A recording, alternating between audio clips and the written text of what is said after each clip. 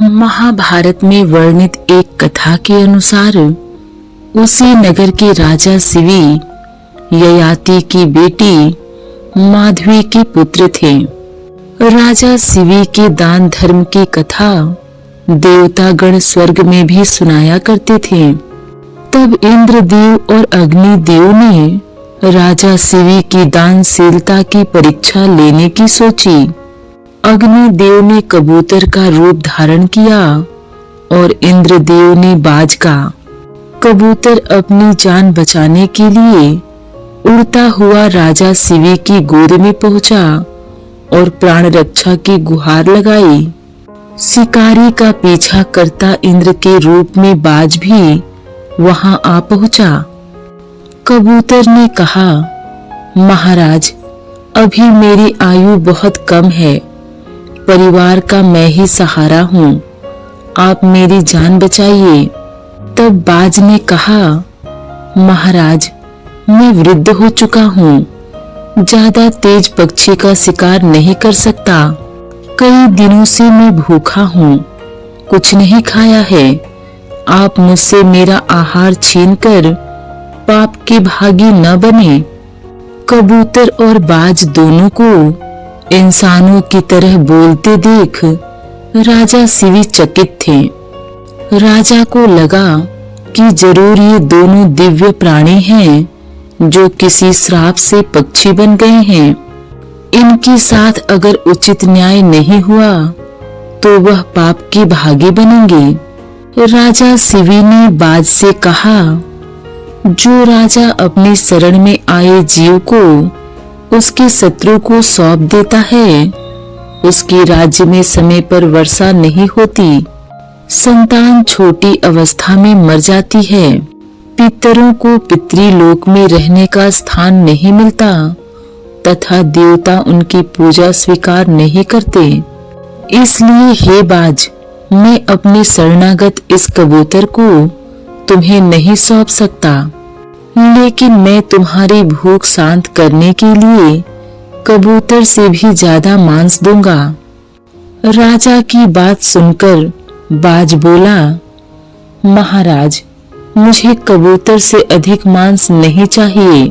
यह कबूतर ही देवताओं द्वारा मेरे लिए भेजा गया आहार है। मैं देवों का आभारी हूँ। मैं तो इस कबूतर को ही खाऊंगा, मुझे दूसरा आहार नहीं चाहिए। तब महाराज शिवी ने कहा, बाज, मैं अपने प्राण दे दूंगा, लेकिन इस कबूतर को नहीं दूंगा।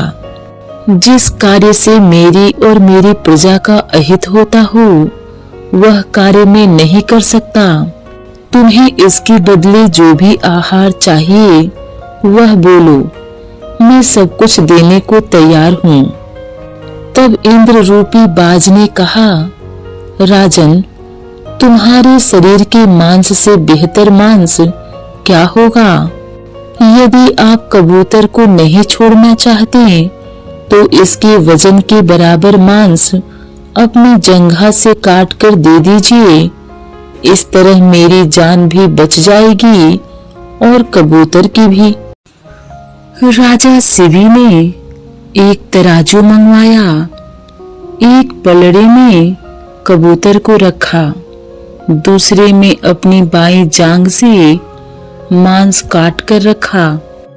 काफी सारा मांस काट कर रखने से भी पलड़ा नहीं हिला। एक जांघ का पूरा मांस काट देने से भी पलड़ा नहीं हिला। तब राजा शिवी ने अपनी दूसरी जांघ से मांस काटकर पलड़े पर रखा, लेकिन पलड़ा फिर भी नहीं हिला। तब राजा शिवी ने एक एक कर अपने सभी अंगों का मांस काटकर तराजू पर रख दिया, फिर भी वह कबूतर के वजन के बराबर नहीं हुआ। पूरे शरीर से खून की धारा बह रही थी, लेकिन उनके चेहरे पर पीड़ा नहीं थी। उन्हें चिंता बस इस बात की थी कि अगर कबूतर के वजन के बराबर मांस नहीं हुआ तो बाज कबूतर को ले जाएगा और वचन में बंधे होने के कारण वह बाज को रोक नहीं पाएंगे। अब राजा शिवी के शरीर पर बस हड्डियों का ढांचा भर बचा था। अब राजा शिवी के शरीर पर हड्डियों का ढांचा भर बचा था, कोई राह नहीं दिख रही थी।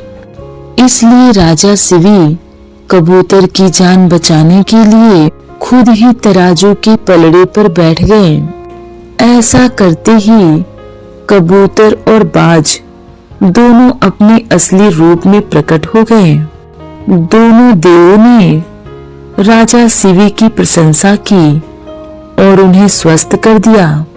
देवों ने राजा शिवी को वरदान दिया, शरणागत की रक्षा और प्रजापालक धर्म रक्षक वीरों का जब भी जिक्र होगा, राजा शिवी का नाम सुनकर देवता भी प्रशंसा में सिर झुकाएंगे। पुराणों में वर्णित कथा के अनुसार प्राचीन काल में शिवी देश में शिवराज नामक राजा राज्य करते थे। इसी कुल में एक राजकुमार का जन्म हुआ।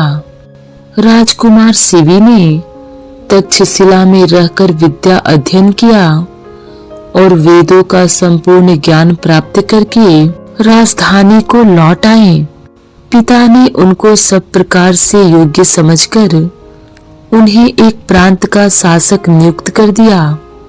कालांतर में पिता का देहांत हो जाने पर राजकुमार शिवी ने राज्यभार संभाला। राजा शिवी को दान देने में अत्यधिक आनंद आता था। उसने अपनी राजधानी में विशाल मंडपों का निर्माण कराया, जहां वह स्वयं उपस्थित होकर दान किया करता था। धीरे धीरे उनकी कृति सारे संसार में फैल गई। एक दिन राजा शिवी अपने मन में सोच रहे थे कि मैंने अभी तक ऐसे तमाम पदार्थों का ही दान किया है जिनके देने में स्वयं मुझे कोई विशेष कष्ट नहीं हुआ। अब मुझे कोई असाधारण दान देना चाहिए, बाहर की वस्तुओं का नहीं, अपने शरीर का। राजा शिवी का यही संकल्प व्यक्त हुआ कि यदि कोई ऐसा दान है जो मैंने अभी तक नहीं दिया है, चाहे वह नेत्रों का ही दान क्यों न हो, मैं दृढ़ता और निर्भयता पूर्वक उसे तुरंत दे दूंगा। धीरे धीरे लोगों को राजा की इच्छा का पता लगा, परंतु लोग उसे बहुत चाहते थे। अतः ऐसी किसी चीज को मांगने की किसी की इच्छा ही नहीं होती थी जिससे राजा को कष्ट उठाना पड़े। तब इंद्रदेव ने राजा की परीक्षा लेने की ठानी।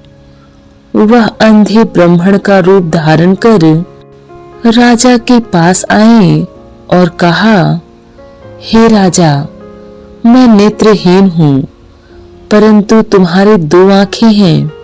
यदि तुम एक मुझे दे दो तो हम दोनों एक एक आंख से अपना काम काज चला सकते हैं।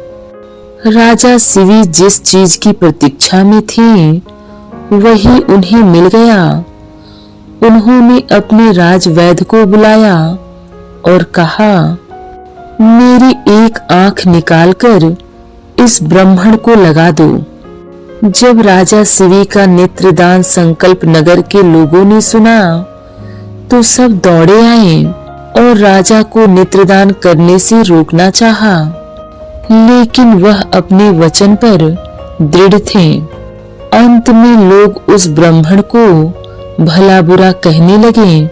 राजवैद्य ने राजा शिवी का एक नेत्र निकालकर ब्राह्मण की आंख में बिठा दिया।